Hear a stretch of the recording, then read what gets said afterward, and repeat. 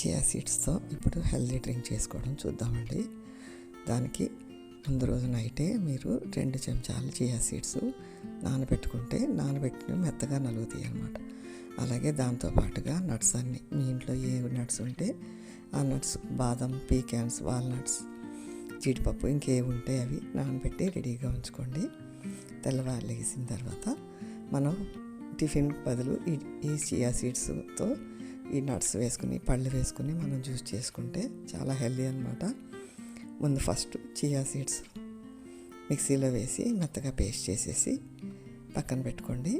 తర్వాత అందులోనే మీరు తొక్క తీసిన బాదం, ఆ గింజ తీసిన ఖర్జూరం, తర్వాత బ్రెజిల్ నట్స్, ఈ నానబెట్టుకున్న నట్స్ అన్నీ వేసేసి పీకాన్స్ ఇవన్నీ ఒకదాని తర్వాత ఒకటి వేసేసుకుని మొత్తం అన్నీ ముందు నట్స్ నలగనివ్వండి.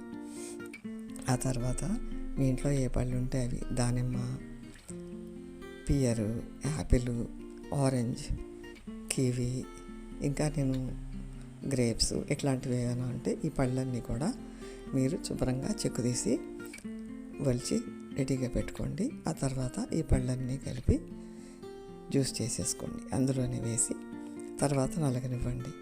అవి నలిగిన తర్వాత ఈ చియా సీడ్స్ పేస్ట్ వేసుకుందాం.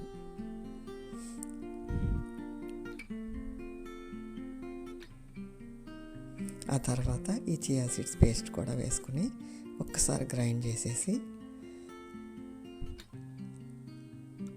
చేసేసేయండి.